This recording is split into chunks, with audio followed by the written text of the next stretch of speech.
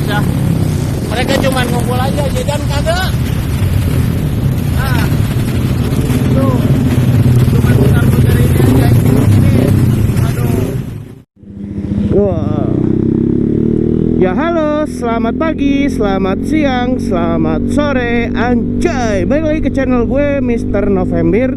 Ya, gue hari ini mau ngebahas soal apa yang menurut gue baik dilakukan dan tidak usah dilakukan pada saat kita riding. Nah, jadi seperti di video awal tadi, ini kejadiannya di Lembang. Sebenarnya sepele sih kalau kita lihat, tetapi ini kalau kesah hati orang gitu, anjay. Kalau kesah hati orang. Gue ambil kanan aja deh, better kanan kayak. Nah, jadi di Lembang itu banyak anak-anak motor yang kata mamang-mamang ini, gue nggak tahu ya bener apa enggak nih kata mamangnya. Yang gue tangkap sih kayaknya bener ya. Nggak mungkin dia ngarang-ngarang. Nah, jadi di Lembang itu ada beberapa anak-anak motor lah ya, bukan banyak deh, gue bilang ada beberapa yang menempati tempat dagangan mereka gitu, tapi hanya buat duduk-duduk doang gitu, nggak jajan atau gimana, jadi menu-menuhin doang.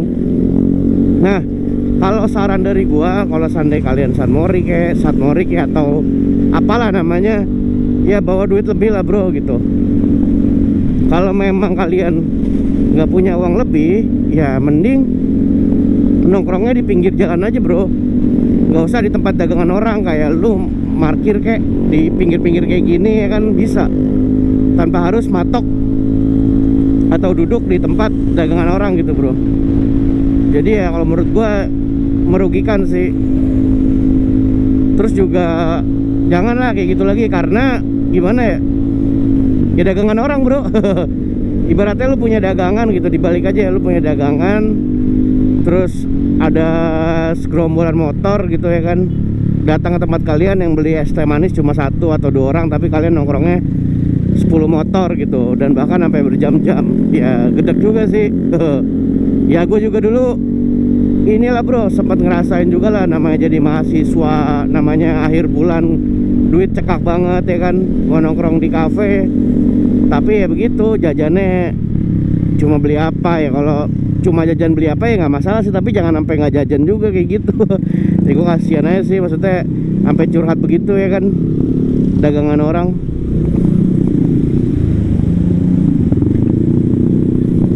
Jadi kalau bisa dikurang-kurangin lah kayak gitu, hargain gitu pemilik toko. Ya kalian beli es teh manis semahal-mahalnya di tempat kayak gitu berapa sih bro? Paling goceng. Nggak mungkin ceban kan. Ya keluarin lah uang gitu kalau mau nongkrong. Terus juga gue mau ngebahas masalah ini bro, masalah di Monasco. Jadi gue Sanmori kemarin sempat ke Monasco, ke apa namanya, ke tempat es besar tuh, yang tempat tikungan terakhir yang buat balap biasa di situ, buat liaran. Nah itu gue bilang bro, ke tukang-tukang dagangannya gimana, ada beberapa yang masih inget sama gue juga.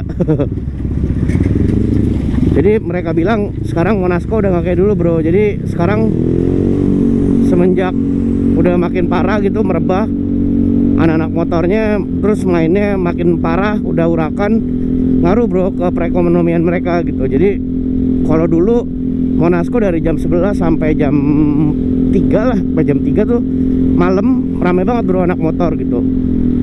Nah kalau sekarang mereka sepi karena banyak yang crash, katanya banyak yang kecelakaan mas, kata dia gitu ke gua. Terus ada juga yang katanya juga banyak ini bro, banyak kejahatan dari situ sekarang, jadi banyak begal. Ya gue nggak ngomongin masalah begal ya, gue ngomongin masalah motornya aja. Dia doi curhat, katanya pendapatannya tuh turun, nggak kayak dulu, karena makin banyak anak motor dan makin banyak anak motor yang jatuh gitu. Jadi es besar tuh sekarang lebih sering ditutup bro, yang biasanya mereka bisa jualan di sebelah kanan tuh. Misalnya kalian habis es, kan es kayak gini nih, terus muter balik kecil, nah nanti di pelataran kirinya kan bisa dagang kopi, bisa dagang apa tuh bro di situ. Nah sekarang ditutup sama polisi gitu, jadi jalanannya diblok, diarahin ke Istiqlal langsung. Nah sedangkan mereka katanya nggak boleh jualan di Istiqlal gitu. Jadi makin kesini main motor harus lebih mikir sih bro gitu, harus lebih mikir apa impactnya kalau kita macam-macam di jalan. Terus kalau kita lagi main motor tuh harus ngapain gitu ya. Gue cuma mau membuka pikiran kalian aja sih pakai opini gue, bukannya gue mau menggurui apa bagaimana ya. Tapi kalau bisa kalian nilailah sesuatu gitu, jangan sekedar San Mori doang apa gimana ya. Kalian lihat aja gitu ya kan. Sekarang tuh udah banyak banget komplain bro dari warga, udah bener-bener bike versus cops. Bukan, bike versus people anjay kalau bahasa luarnya. Jadi udah dicap sebelah mata gitu. Ya mungkin ada beberapa dari kalian yang bilang ya udah biarin aja cap gue jelek aja gitu. Nah lu ngomong gitu enak bro, tapi kalau yang pingin San Mori atau riding bareng teman cuma sekedar nongkrong doang gitu, jadi kena usik juga bro gitu ya. Kalau lu digeplak orang di jalan gitu, ugal-ugalan ya itu urusan lu lah. Tapi kalau seandainya yang teman-teman nggak mau ugal gitu ya kan, nongkrong tapi stylenya sama kayak kalian gitu, pakai motor rapi, terus pakai helm full face, pakai glove rapi lah, tapi yang kalian ngebut-ngebutan dan dia enggak, digeplak gitu, itu kan kesel juga gitu jadinya. Jadi ya intinya begitulah, main motor jangan asal main aja, tapi mikirin juga bro. Di motor kita ambillah ininya, hikmahnya bermasyarakat gitu ya kan. Kita bisa bagi-bagi rezeki juga ke pedagang. Terus juga selain itu juga banyak ini loh bro positifnya kalau kita main motor gitu, kita riding. Sekarang banyak fotografer yang nyari portofolio di ini, di apa namanya, di dunia permotoran. Kayak misalnya mereka standby gitu di daerah-daerah atau spot-spot yang memang banyak anak motor keren gitu, moge, motor-motor keren atau motor-motor langka. Nah itu bagus bro, jadi portofolio mereka gitu. Banyak kok dari fotografer liaran itu yang namanya naik jadi di invite sama brand gede ya. Gue nggak usah sebut namanya lah ya. Mulai karirnya tuh dari Monas, dia foto-fotoin di Monas, terus foto-fotoin di Sensi. Sekarang udah dapat brand gede ya, karena gitu bro. Di sini di dunia motor ini tuh banyak simbiosis mutualisme doang, bukan sekedar kalian bisa ngebut, kalian bisa pansos gitu. Enggak kayak gitu doang.